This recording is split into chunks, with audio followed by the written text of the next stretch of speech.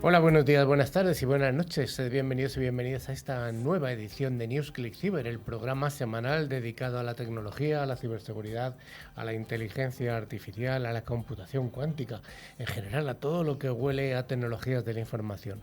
Un programa que cada semana realizamos desde Madrid y que se distribuye a través de medios de comunicación que cubren 11 países de habla hispana. Hoy el equipo está formado a mi izquierda hoy por Maribel Morales. Hola, ¿qué tal? Buenas. Hacía días que no venía. Hacía semanas. O meses. También tenemos a don Pedro Montes. Encantado de estar una vez más con vosotros.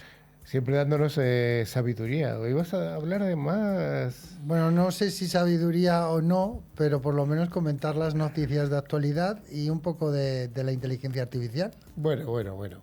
Y también estoy yo, Carlos Lillo, y os proponemos que nos acompañéis hasta el final del programa. También tenemos que darle las gracias a nuestra técnica de sonido, a Marta García, por estar al otro lado de la pecera haciendo que todo funcione bien. Y tenemos que dar las gracias a Cibergurú, a Cato Networks, a Cybertix, a Kaspersky y a Vivaley por hacer posible cada semana este programa. Y por supuesto también tenemos que daros un cordial saludo a toda la audiencia que nos sigue mientras realizan cualquier tipo de actividad. Y con el sol que está cayendo en perpendicular y con alevosía, lo lógico es estar en la piscina o en el mar, chapurreando. Pues aquí en mar en Madrid me parece que poco, Bueno, los que tienen la suerte de escucharnos cerca de la costa. Eso sí. Bueno, y además todos se pueden sentir que nos hacen un favor cuando nos dan el like en cualquiera de las plataformas que se escucha el programa. Ya sabéis, para encontrarnos, ClickCiber, las dos con I latinas.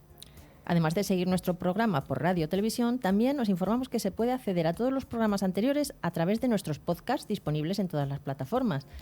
E invitamos a suscribiros en cualquiera de estas plataformas y a dar el like para sentirnos queridos. Siempre, Maribel. Siempre. Bueno, Pedro, ¿qué contenido vamos a tener en el programa de hoy? Un programa en el que nuestra antena de plata está acompañándonos aquí en el estudio. Los que nos veáis por vídeo o bien cualquiera de las fotos, tendréis ahí nuestra una antena de plata de la que estamos muy orgullosos. Sí, de contribuir para que podamos obtener siempre ese reconocimiento que es bienvenido. Y por supuesto, la agenda de este programa va a comenzar con las noticias. Continuaremos con la ciberpíldora, estado presente y futuro de los SIEM, un tema muy interesante. Veremos las tecnoefemérides y haremos un monográfico sobre la hora mundial. Y por último, la tecnología curiosa. Aquí nos vas a proponer tú algo. Vamos a hablar de algo que está llegando, que es la inteligencia artificial general, que no es la generativa. Se parece, pero no es lo mismo. No es lo mismo. No es lo mismo. Bueno, pues vayamos con el primer bloque, el bloque de noticias, y recordamos una vez más a toda la audiencia que hay que estar atentos, porque al final haremos la pregunta del concurso que versará sobre algo de lo que hemos hablado. Va a ser una pregunta fácil, pero bueno, estemos atentos.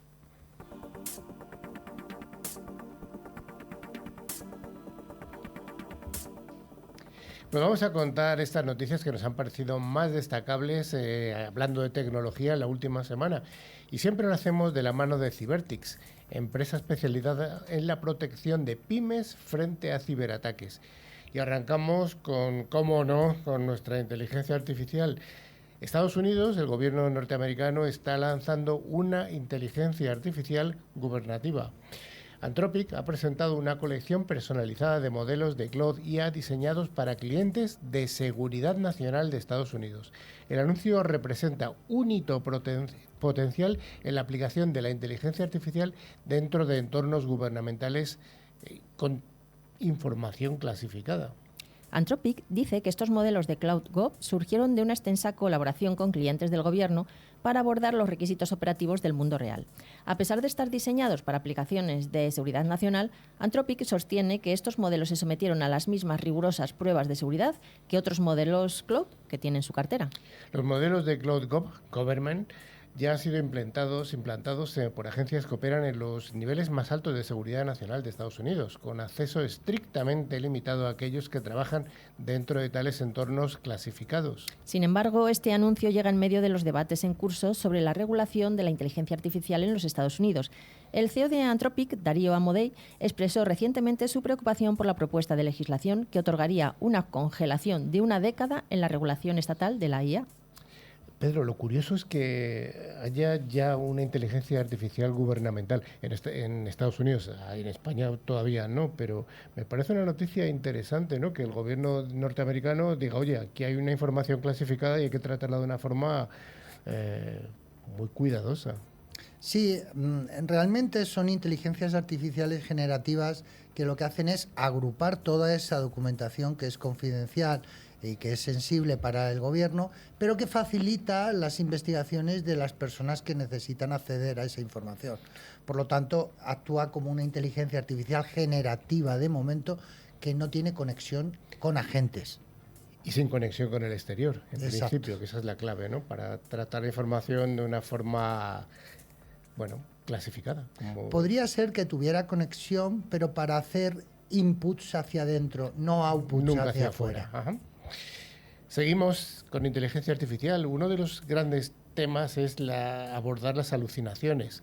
Bueno, pues hay un spin-out del MIT, del Massachusetts Institute of Technology, que está enseñando a la inteligencia artificial a admitir cuando no tiene ni idea de la pregunta que se le está haciendo. Las alucinaciones de la inteligencia artificial se están volviendo más peligrosas a medida que se confía cada vez más en los modelos para mostrar información y tomar decisiones críticas. Todos tenemos ese amigo sábelotodo que puede, vamos, que en realidad no admite que no sabe algo y recurre a dar consejos dudosos basados en algo que ha leído por internet, etcétera. Las alucinaciones de los modelos de inteligencia artificial son como ese amigo, pero este podría estar a cargo de su plan para crear un tratamiento contra el cáncer. Así que preguntamos a alguien que tiene una dudosa respuesta. Ahí es donde Temis AI entra en escena. Esta spin-out del MIT ha logrado algo que parece sencillo en teoría, pero en realidad es bastante complejo, enseñando a los sistemas de IA a decir, no estoy seguro de esto. Los sistemas de inteligencia artificial suelen mostrar un exceso de confianza. La plataforma CAPTCHA de Temis actúa como una comprobación de la realidad para la inteligencia artificial, ayudando a los modelos a reconocer cuándo se están aventurando en conjeturas en lugar de una certeza. CAPTCHA esencialmente entrena a la inteligencia artificial para detectar patrones en la forma en que procesa la información que podrían indicar que está confundida, sesgada o que trabaja con datos incompletos que podrían conducir a alucinaciones. Vamos con una noticia que tiene que ver con la ciberseguridad. Hay una campaña de Atomic, el macOS Stealer, que explota ClickFlick para dirigirse a los usuarios de Apple. Investigadores de ciberseguridad están alertando sobre una nueva campaña de malware que emplea la táctica de inteligencia artificial ya denominada ClickFix para engañar a los usuarios para que descarguen un malware que en realidad es un ladrón de información conocido como Atomic, macOS Stealer para los sistemas, como no, de Apple macOS.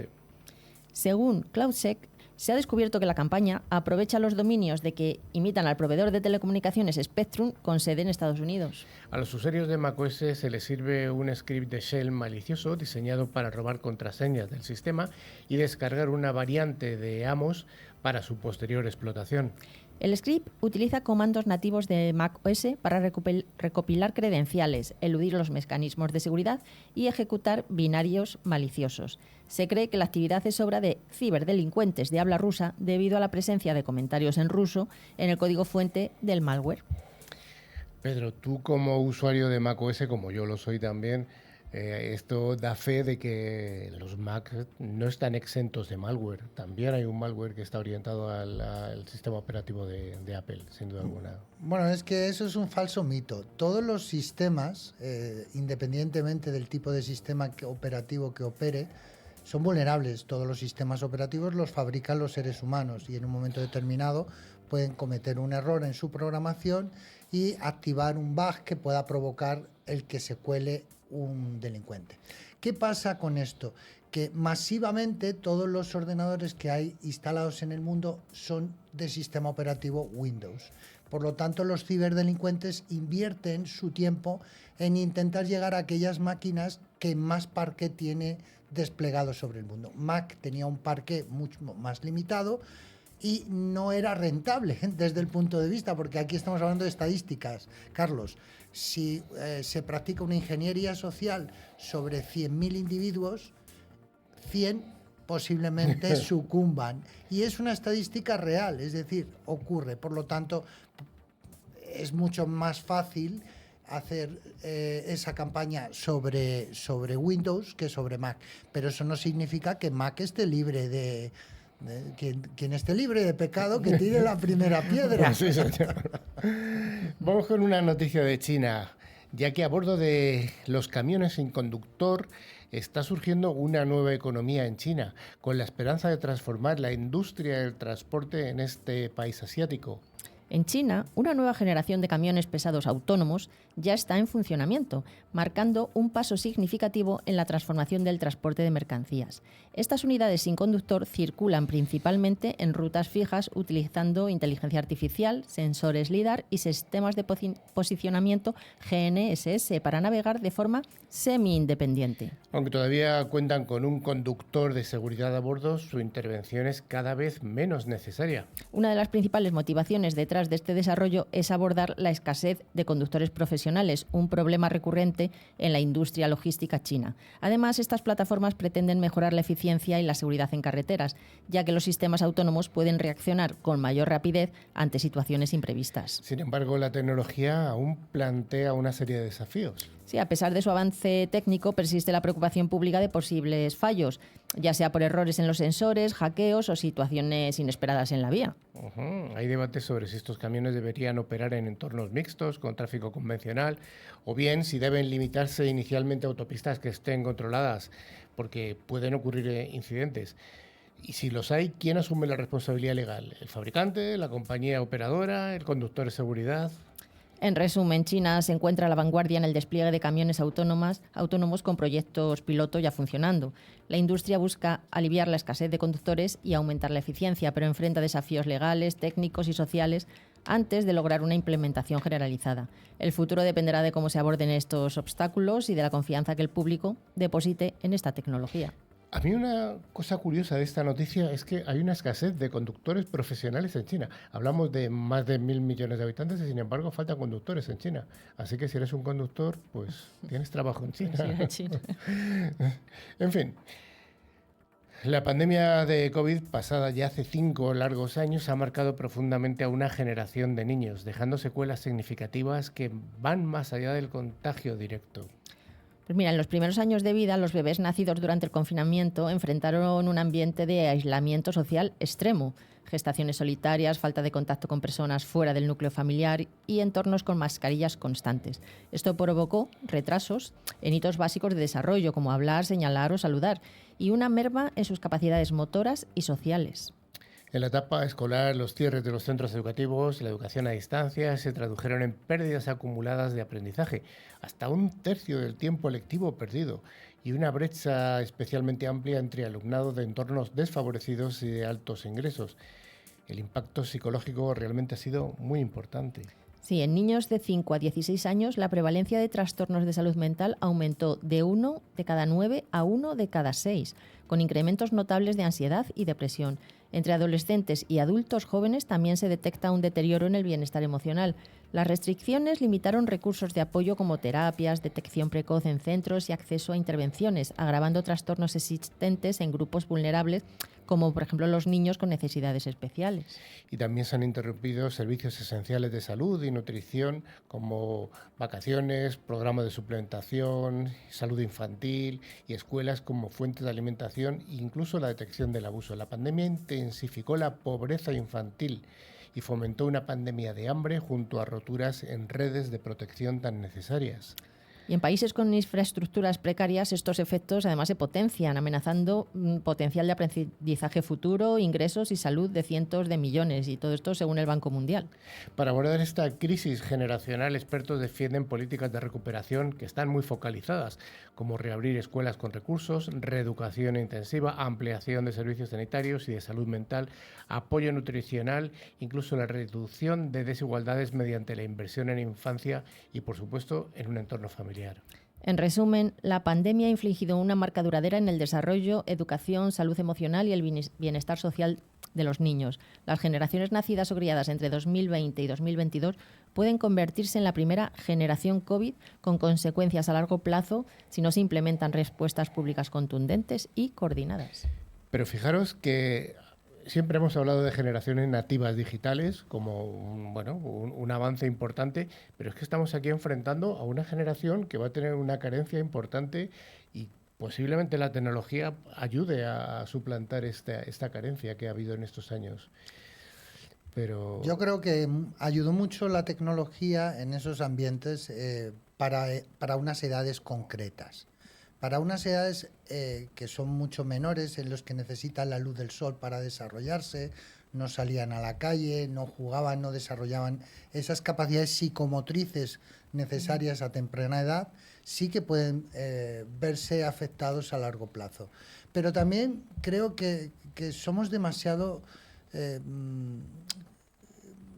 cuidadosos con las nuevas generaciones, ¿no? O sea, eso de la generación de cristal, antes jugábamos en el parque, nos arañábamos las rodillas. Tenía las rodillas siempre con costras cuando eras pequeño. Y no pasaba nada. Entonces, quizá lo mejor es que estamos siendo demasiado protectores. Es posible.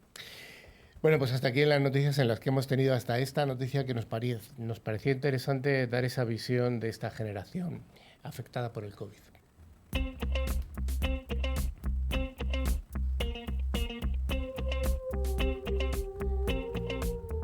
Sabemos que la concienciación en ciberseguridad es esencial en un mundo digital en constante evolución. Y es por eso que gracias a empresas como Cibergurú, la plataforma líder en concienciación de ciberseguridad para mitigar el riesgo humano, cada semana te traemos nuestra ciberpíldora, un espacio donde aclaramos conceptos tecnológicos clave y además damos un paso adelante frente a las amenazas digitales que están tan presentes. Y hoy vamos a hablar, como ha comentado al principio Pedro durante el menú del programa, de un tema clave para cualquier empresa que quiera proteger su infraestructura digital. Vamos a hablar de los sistemas SIEM, es decir, los Security Information and Event Management. Estos equipos, estos sistemas están ya obsoletos, se están reinventando. Incluso vamos a ver, ¿cuál es su papel hoy en día, Pedro? Bueno, el papel hoy en día ha evolucionado. Estos eran sistemas antiguamente que se utilizaban para recolectar todos los eventos que se producían en los sistemas. De tal forma de que si un sistema se veía afectado por un ataque o por un mal funcionamiento, el ciberdelincuente, aunque borrara los archivos de log, esta información ya había sido transportada a otro equipo donde se podía correlar esa información. O sea, podría ser incluso utilizado como un forense, ¿no?, para ver esos rastros. Bueno, los SIEMs en realidad no es que hayan muerto, aunque están viviendo un momento muy interesante, pero ya no es lo que era hace unos años.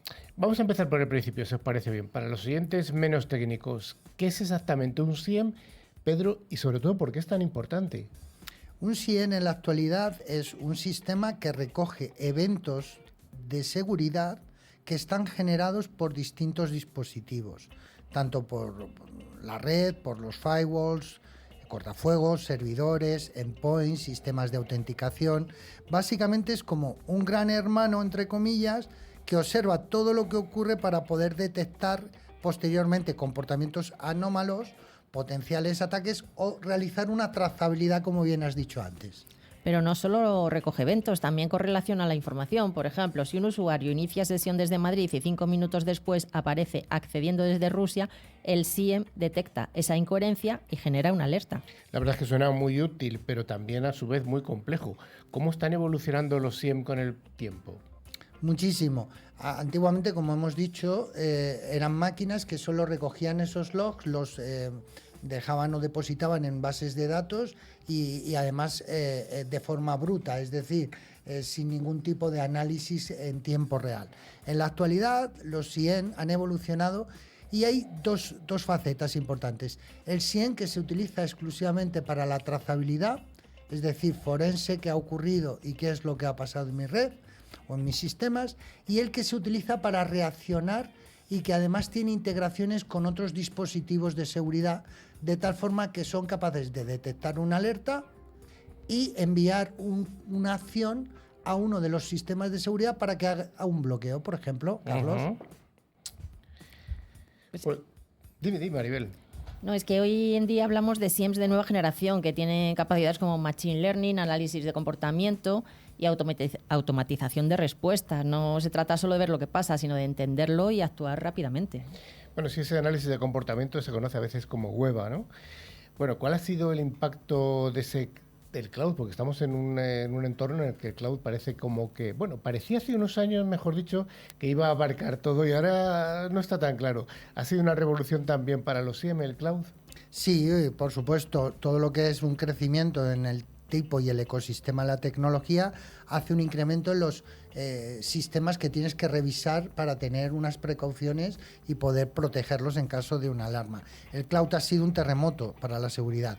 Antes tenías todo en tus servidores on-premise, que es lo que típicamente se conoce, todos tus servidores en tu propio CPD, y ahora entre las plataformas como Amazon, Azure, Google Cloud y cientos de microservicios conectados, necesitas algo que agrupe toda esa información y pueda darte una visión de lo que está ocurriendo en tu red.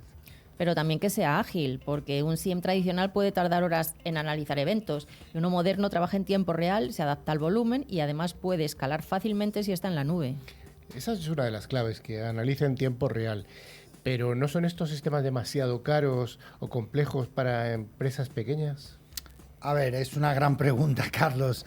Show me the money, que decía Jerry Maguire. Antes los SIEM eran carísimos y además cobraban por volumen de datos.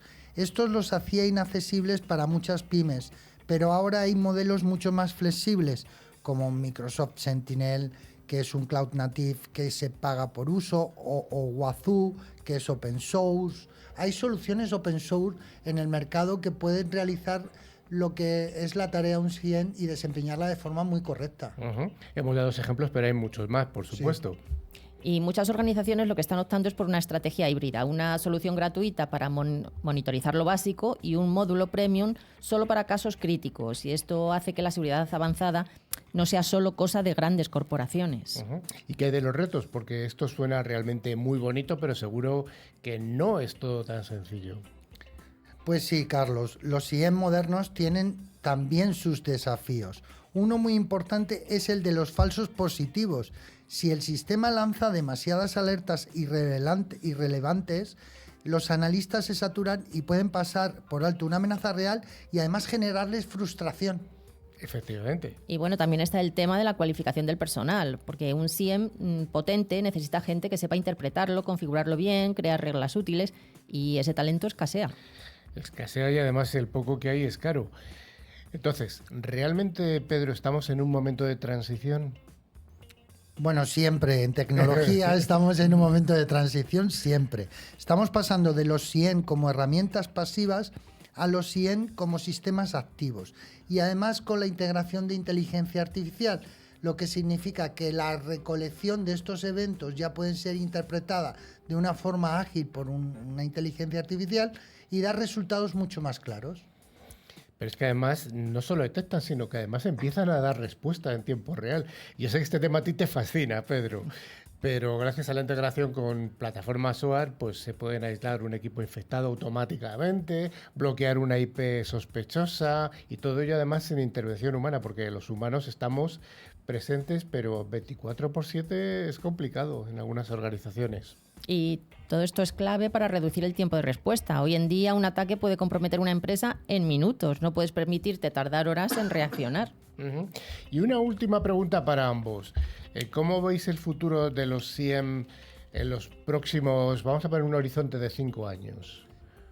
Yo lo veo muy vinculado, como ya está siendo, a la IA generativa, a los agentes, a sistemas que no solo analicen los datos, sino que expliquen en lenguaje natural qué está pasando para que no solo los analistas puedan entender ese palabra mágico que siempre aparece en la pantalla y que solo los expertos saben interpretar.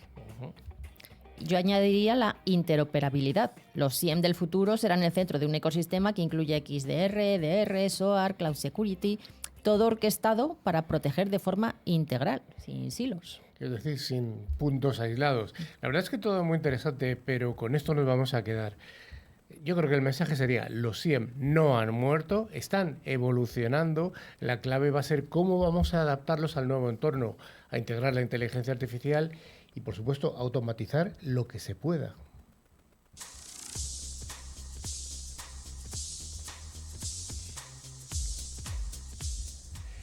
Pues como en todos los ámbitos, siempre nos gusta decir que pasan cosas en la tecnología todos los días. Y vamos a recordar algunas de estas efemérides que han ocurrido en el pasado en una semana como esta en la que estamos. Y si quieres empezamos por un 10 de junio, Pedro. Pues un 10 de junio de 1907, Auguste Lumière presenta en París la fotografía en color, marcando un avance significativo en la tecnología fotográfica. 1907, fotografía en color, fíjate. Hace tiempo, Oh, tremendo. Maribel, ¿qué me cuentas además de esta misma fecha, 10 de junio? Pues mira, nos vamos a ir al año 2011, que se lanza el satélite argentino SAC-D Aquarius, un proyecto conjunto con la NASA para estudiar el ciclo del agua en la Tierra. Pues enhorabuena a los amigos argentinos y un saludo a Carlos Valerdi, que hace unas semanas que no viene al programa. 11 de junio, Pedro. Pues el 11 de junio del 2007, Apple lanza su primer iPhone, revolucionando la industria de la telefonía móvil y marcando el inicio de la era de los smartphones. Efectivamente. ¿Quién no recuerda ese momento en el que vio un primer iPhone y dijo, yo quiero eso? Porque todos lo vimos y dijimos, quiero eso. Maribel, 12 de junio. Pues mira, el 12 de junio de 1981, IBM presenta el IBM PC, su primera computadora personal, estableciendo un estándar en la industria de la informática. Efectivamente, que ha llegado hasta nuestros días. Y 13 de junio, San Antonio. Pues en 1983, Microsoft lanza Word 1.0, la primera versión de su procesador de textos, que convertiría en una herramienta esencial en la informática personal. Efectivamente, ya todo el mundo utiliza procesadores de texto, pero en esa fecha fue cuando Microsoft lanzó el estándar. También hubo anterior, el WordPerfect. El WordPerfect. Sí. Y podríamos decir que Microsoft hizo un guiño mirando al lateral y sacando un producto muy parecido. Bueno, siempre es una mejora continua. Una mejora continua. ¿Nos vamos al 14 de junio? Pues al 14 de junio de 1975.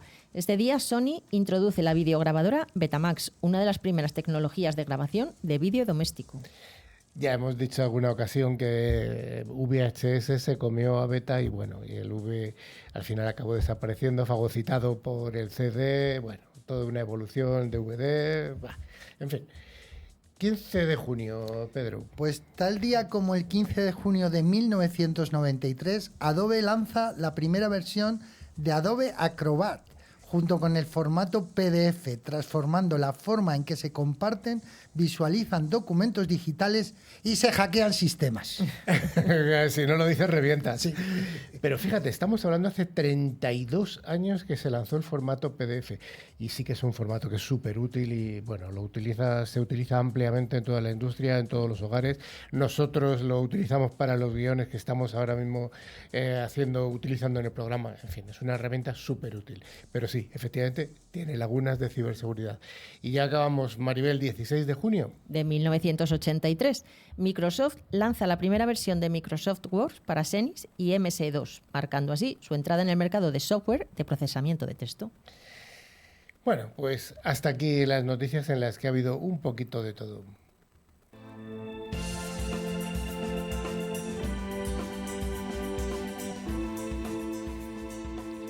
Vamos a dar paso a nuestro monográfico semanal para contar de la mano de Cato Networks un aspecto tecnológico de interés.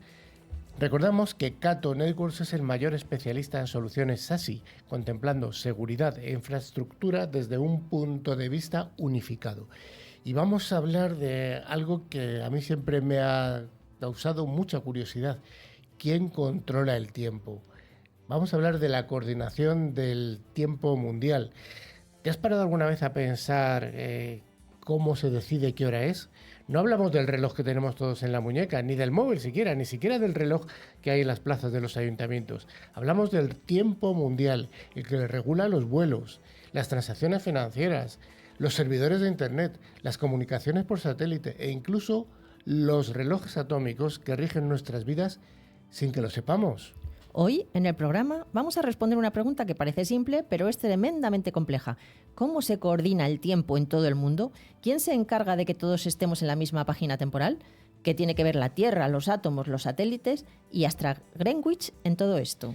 Bueno, pues prepararos porque esto va de ciencia, de historia, de tecnología y de relojes con una precisión que te va a dejar sin palabras. Empecemos por algo que seguro has oído, el meridiano de Greenwich. Durante siglos, cada ciudad del mundo usaba su propio horario solar, basado en la posición del Sol. Imagina el caos que eso suponía para los trenes, los barcos o simplemente por ponerse de acuerdo entre dos ciudades. Bueno, pues nos vamos al año 1884, que es cuando se celebró en Washington, en Estados Unidos, la Conferencia Internacional del Meridiano, donde se acordó utilizar como referencia mundial el meridiano cero, que pasa por Greenwich, en Inglaterra. Greenwich es un pueblecito que está muy cerca de Londres. A partir de ahí nació el concepto de hora universal, o GMT, que es el Greenwich Mean Time.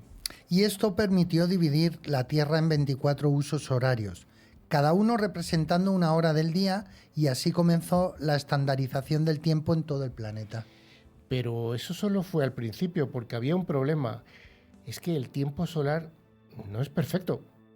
Con el paso del tiempo, nunca mejor dicho, los científicos descubrieron que la rotación de la Tierra no es constante. A veces se frena un poco, por culpa de los terremotos, el deshielo o incluso la actividad volcánica. ¿Y si el tiempo solar no es fiable, qué hacemos? La respuesta llegó con la física cuántica, los relojes atómicos. Pues mira, un reloj atómico no mide el tiempo observando el Sol, sino contando las vibraciones de los átomos, especialmente del cesio 133. Un segundo, según la definición actual, es el tiempo que tarda un átomo de cesio en realizar 9.192.631.770 oscilaciones. Bueno, no vamos a preguntar, ¿eh? No va a ser la pregunta que nos digan este número. Pero bueno, es un aspecto físico que se está relacionando con el tiempo.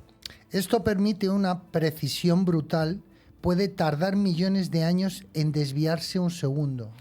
Y con esto se creó el Tiempo Atómico Internacional, que se llama TAI, que está coordinado por la Oficina Internacional de Pesas y Medidas, con sede en París.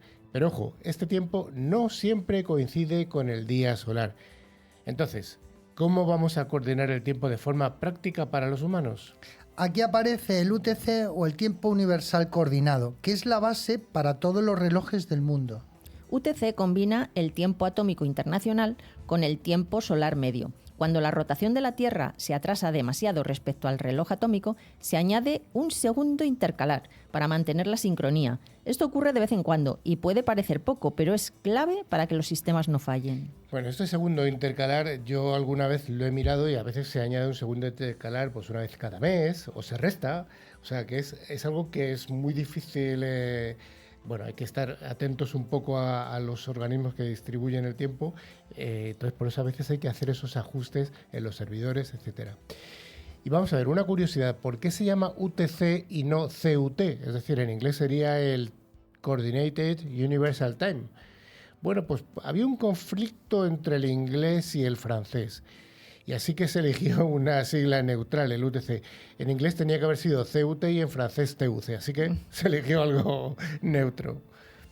Este es el tiempo que usan todos los sistemas informáticos, la navegación GPS, la Bolsa de Nueva York, las estaciones espaciales y sí, incluso tus correos electrónicos. Pero es que hoy, para mantener todos los relojes del mundo sincronizados, la verdad es que no es una tarea nada fácil, es una tarea muy crítica. Y aquí entran en juego los satélites GPS. ¿Sabéis que cada satélite GPS lleva a bordo relojes atómicos? Mira, cuando tu móvil usa el GPS para saber dónde estás, en realidad está midiendo el tiempo exacto que tarda la señal en llegar desde varios satélites. Cualquier error de nanosegundos y acabarías en otra ciudad. También los servidores de Internet se sincronizan usando protocolos como NTP, Network Time Protocol, que se conecta con relojes atómicos para ajustar constantemente los relojes internos de los sistemas. Y por cierto, los centros de tiempo nacional, por ejemplo en España es el Real Instituto y Observatorio de la Armada en España, el NIST en Estados Unidos, PTB en Alemania, contribuyen con sus relojes atómicos a calcular el UTC mundial. Es una especie de reloj colectivo de altísima precisión. Como curiosidad diremos que el Real Instituto y Observatorio de la Armada de España está en San Fernando, en Cádiz. Bueno, ¿y qué hablamos? Has hablado antes un poco de los usos horarios. ¿Es una convención realmente humana, Pedro? Bueno, realmente hasta el tiempo es una convención humana, ¿de acuerdo?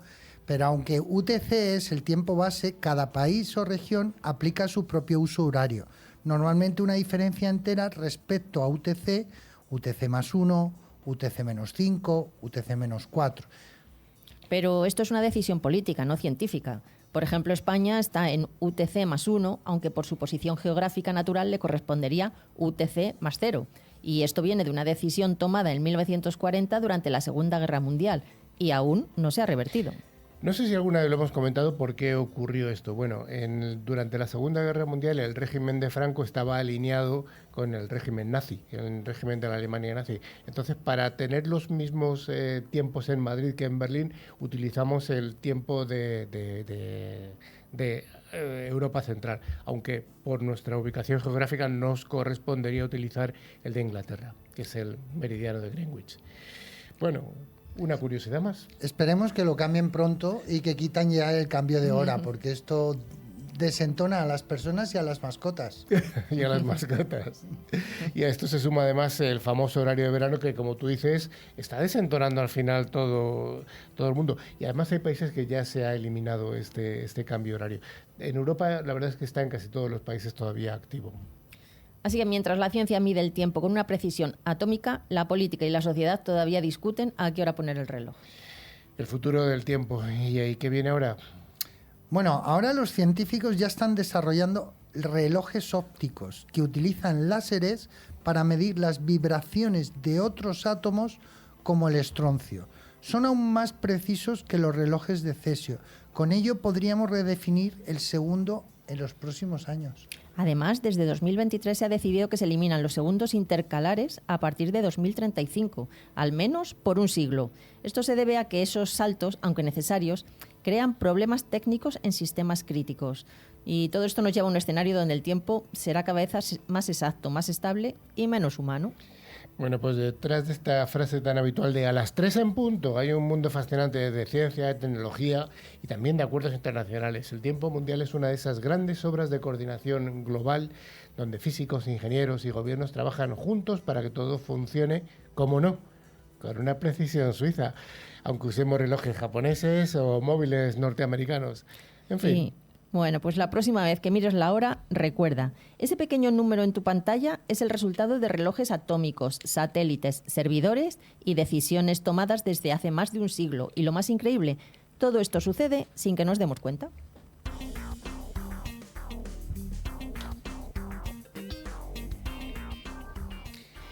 Pues vamos con la penúltima sección del programa de hoy, Tecnología Curiosa.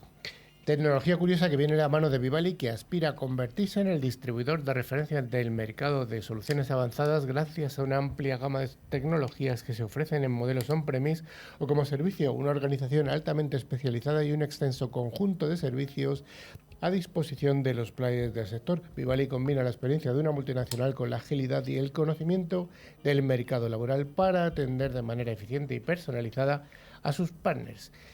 Y vamos a hablar de algo que nos ha propuesto Pedro, y esto es vamos a dar un anticipo. Es un anticipo de un artículo muy sesudo que está en la elaboración, Pedro, todavía para nuestra próxima revista que se publicará los primeros días de julio. O sea, estamos hablando que todavía tienes un mes para limar. Pero nos parecía tan interesante que tenemos que dar esto sin ser un spoiler, ¿no? Sin ser un spoiler. Vamos a hablar de la inteligencia artificial general, de la inteligencia artificial generativa, un poco comparándolas y sobre todo unos cálculos que estás realizando tú para ver cuánto de problemático tiene esto. Si quieres empezamos por el principio. ¿Podrías definir un poco las diferencias entre la inteligencia artificial generativa y la general? Bueno, para empezar creo que es un buen principio. La inteligencia artificial generativa es aquella que a través de la acumulación de una serie de datos y mediante unos algoritmos determinados puede dar respuesta ante cuestiones determinadas. Simple, no vamos a complicarnos más. Y la inteligencia artificial general es aquella que intenta equipararse ya a la inteligencia del ser humano. Es decir, que se refiere a un tipo de inteligencia que aspira a alcanzar y superar la capacidad intelectual humana en una amplia gama de tareas. En esencia, se trata de crear máquinas que puedan realizar cualquier tarea cognitiva que un ser humano pueda hacer, como aprender, razonar, adaptarse y tomar decisiones en diversos contextos. Bueno, una vez contado de la diferencia, que es, bueno, gramaticalmente hay muy poquitas letras que diferencian general de generativa, pero conceptualmente el cambio es tremendo. ¿Estamos ahora en cuál de las dos fases? Ahora estamos en una inteligencia artificial generativa que tiene todavía alucinaciones, como bien hemos dicho en este momento. Es decir, es una inteligencia artificial que en base a datos o acumulación de datos y una expertise y mediante aplicación de algoritmos tipo neuronal, es capaz de ofrecer respuestas muy próximas a la certeza. Dejémoslo ahí. No siempre. No siempre. O sea, que no podemos tomar al pie de la letra las contestaciones que nos dé ChatGPT a cualquier pregunta. No, y además puede entrar en bucle. Es decir, esto que hemos comentado antes en las noticias de que hay una startup, una spin-up, que está intentando hacer que la inteligencia artificial admita que no es omnipotente, porque hasta ahora no te dice que no sabe la respuesta, siempre intenta hallar una respuesta. Siempre intenta satisfacer a la pregunta. Sí, yo creo que tienen en la impronta ese mensaje de cómo actualmente la mayoría de este tipo de inteligencias es mediante una suscripción de agradar al suscriptor, evidentemente. Bueno, dicho esto, la inteligencia artificial en general, esta que estás ilustrándonos tú como que es algo que se parece mucho a la forma de pensar de un ser humano, ¿cuándo va a llegar? Bueno, estos son especulaciones, pero según las inversiones actuales, las encuestas que se realizan a investigadores que están en este tipo de pomada, ¿no? Se le calcula que entre 20 y 50 años, es decir, que antes de que acabe el siglo puede ser que tengamos un modelo, el primer modelo de inteligencia general creado por un humano. Fíjate, has dicho puede, no estás afirmándolo. No. Afirmar no soy Nostradamus. No eres Nostradamus. No. Pero lo interesante es esto, o sea, la comunidad científica, la comunidad de desarrollo de estas tecnologías todavía no sabe cuándo se va a alcanzar. O sea, estamos todavía en una fase bastante preliminar. Sí, hasta tal punto que todavía no tienen una definición exacta de lo que es inteligencia. El término inteligencia todavía no está definido de una forma coherente por todos los actores y utilizan diferentes calificativos para denominar qué es la inteligencia. Bien, ¿cuáles serían los factores que van a hacer que ese horizonte temporal se aleje o se acerque más en el tiempo? Pues el progreso tecnológico, las inversiones y los recursos, la colaboración o la carrera competitiva, la regulación o los inhibidores y las dificultades técnicas profundas que aún no están resueltas. O sea, que hay todavía mucho por resolver para llegar, tecnológicamente hablando. Vamos a traer al programa a un experto en computación cuántica que nos va a dar un poco de ilustración sobre cuál es el estado del arte de la computación cuántica, que según parece que va a ir muy asociado a la evolución de la inteligencia artificial general. Pero bueno, eso lo vamos a dejar para otro programa. Pero, ¿cuál ha sido la base del estudio que está realizando? Porque una vez expuesto cuál es el problema, o sea, la inteligencia artificial general, ¿cuál ha sido... ¿Qué estás intentando dar luz? A ver, lo que me ha motivado a realizar este artículo en concreto es poner el foco o la atención en las cosas que pueden ocurrir en caso de que no se ponga una atención primordial en el desarrollo de la inteligencia artificial general. Esto es, pues imagínate, Carlos, generamos la primera inteligencia general.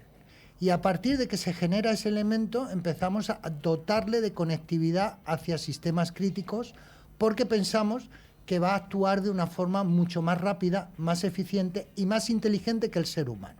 Más rápida. La rapidez es la clave. Por ponerte un ejemplo, imagínate el día del apagón en España, que hubiéramos tenido una inteligencia general que hubiera detectado todos los patrones que estaban ocurriendo y hubiera podido tomar una decisión en nanosegundos para que no se hubiera producido ese apagón.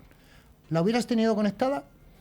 Hombre, en función de lo que ocurrió, te diría la respuesta es sí. Correcto, la hubiéramos tenido conectada. Pues con eso va con todo, es decir, en ciberseguridad ahora estamos utilizando herramientas de inteligencia artificial para poder tomar decisiones que antes tomaba un humano para ser más rápidos y bloquear el ataque lo antes posible. Vale, pero estás apuntando a que esto lleva consigo ciertos riesgos. Correcto, porque es un software. Al final no nos olvidemos de que esto está basado en unos códigos que están programados inicialmente por el ser humano y que a partir de la primera generación, que es la que generaremos nosotros, cuando nazca la primera inteligencia general, haremos que ella cree otras, ¿no? Generaciones. Generación 1, generación 2, generación 3 y así N generaciones que están creadas a su vez para tener más autonomía, más eficiencia y que sean más inteligentes. Entonces, al final lo que estás planteando es un escenario a un tiempo que es parte del estudio que estás haciendo tú, con una serie de suposiciones, con una serie de planteamientos iniciales, y al final lo que estás intentando detectar es cuál es un riesgo, por supuesto basado en probabilidad, porque como tú decías antes, no eres Nostradamus, nadie lo puede ser, basado en unas premisas, cuál es el escenario. ¿Puedes aventurar ya un poco cuál es el resultado al que te estás dirigiendo? Bueno, por resumir, como bien has dicho, estamos hablando de probabilidades, y la probabilidad que a mí me gustaría calcular es la probabilidad de la toma del control por la parte de la IA general. Es decir, que el humano deje de ser dueño de su destino para ser una persona que está dirigida por una inteligencia general artificial. ¿Te preocupa, Maribel? Bastante. Hay que leer el artículo de Pedro cuando esté acabado. Sí. Yo ya lo he ojeado, ya me ha pasado los dos primeros esbozos. Me parece tan interesante el planteamiento y lo que he leído hasta ahora es bastante preocupante. Os voy a dar dos datos, ¿de acuerdo? El primer dato basa en un entorno en el que no hay controles y vamos a hacer unos cálculos de probabilidad de que la probabilidad del desarrollo sea del 90%, la de desalineación, es decir, que la alineación perfecta es muy difícil técnicamente, que tenga probabilidad de acceder a sistemas críticos o tenga influencia sobre sistemas críticos y un 50% de probabilidad de que tenga un escape de supervisión. Pues muchas estructuras humanas fallan ante sistemas inteligentes y más rápidos. Bueno, pues teniendo estos datos en cuenta y haciendo una pequeña progresión del riesgo, obtenemos que el riesgo de que la inteligencia artificial general tome el control sobre el ser humano sea del 100% en la generación 60. Es decir, que la primera generación la generamos nosotros, el resto de generaciones están generadas por la propia IA y en su 60 generación toma el control. Fijaros, con estos datos que nos ha dado Pedro, la probabilidad de que la primera generación de inteligencia artificial general tome el control del ser humano, él lo ha calculado en un 12%. Pero claro, con bastantes iteraciones, al final llega a la número 60, que se aproxima al 100%. O sea, es un escenario tremendo. Y yo aquí te pregunto, ¿qué opciones de contención puede haber? Porque aquí la contención tiene que ser en las fases iniciales. Bueno, a mí me gusta leer, Carlos, y he leído a Asimov. Y entonces Claro. Asimov dijo que había 3 leyes de la robótica que podían protegernos de este tipo de cosas, ¿no? Y así, en resumen, las 3 leyes son no dañar al ser humano ni permitir que sea dañado, obedecer las órdenes del ser humano salvo que entren en conflicto con la primera ley y proteger su existencia salvo que entre en conflicto con la primera y la segunda ley. Estos son supuestos lógicos de Asimov. Y además tienen bastante lógica, o sea, tienen una secuencia que hace que efectivamente si se cumplen esas 3 leyes de la robótica de un de un químico, porque Asimov era químico, era profesor de química de la universidad, pero además era un autor de ciencia ficción o de ciencia de la anticipación, como les gusta a los lectores de este tipo de literatura. O sea que sí que tiene una base. Sí, fíjate Carlos, aplicando las 3 leyes de la robótica de Asimov, la probabilidad de que la IA general tome el control en la primera generación se reduce hasta el 0,315%. Del 12 pasamos a esa cantidad, o sea que es muchísimo más baja. Pero hay una mala noticia, Carlos. Cuéntamela. Aplicando estos resultados y teniendo en cuenta los mismos factores de desarrollo y autocreación de las siguientes generaciones de la IA general con el mismo modelo de acumulación de riesgo, busquemos en qué generación posterior existe el riesgo cercano al 100% de que la IA tome el control. Recordemos que con el modelo anterior, sin aplicar las 3 leyes de Asimov, en la generación 60 era cuando era prácticamente el 100%. Aquí con este otro supuesto, ¿cuándo sería? Llegaríamos a la generación 1500, pero llegaría. O sea que es un futuro tremendo. Ahora falta saber cuándo llegaremos a esa generación en 1500, que no lo sabemos, ya lo hemos planteado, que la primera estaríamos hablando de 20, 50 años y probablemente estas 1500 pues iría cada vez una velocidad superior. Empezaría con una velocidad más lenta, así que estamos en un escenario terrorífico. Bueno, podemos pensar, ¿no? También igual que Asimov, ¿no? En hacer ciertas cosas, pero sí es cierto que con una impronta inmodificable basada en las 3 leyes de Asimov, la progresión hacia la toma de control se ralentiza drásticamente. Pero a partir de las 1000 generaciones, la IA general autocreada, el riesgo supera el 95%. En fin. Bueno, no sé yo si lo vamos a llegar a ver esto nosotros. Lo que sí que te digo, Pedro, es que estamos llegando al final del programa y ya les hemos puesto los dientes largos a nuestra audiencia para leer tu fantástico artículo que está todavía en elaboración. Ahora mismo está en ebullición, que será lo podréis leer aproximadamente dentro de un mesecito ya en nuestra revista. Bueno, pues ya sé que sí, hemos llegado al casi final del programa.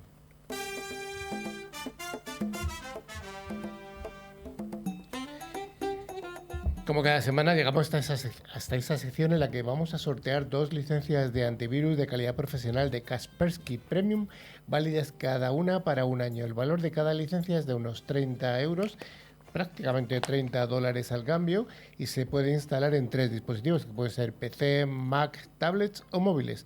Las funcionalidades cubiertas por Kaspersky Premium son protección antivirus en tiempo real, seguridad para pagos en línea, optimización del rendimiento, VPN sin restricciones y además muy rápida supervisión de tu red Wi-Fi, protección de la identidad y un soporte informático remoto.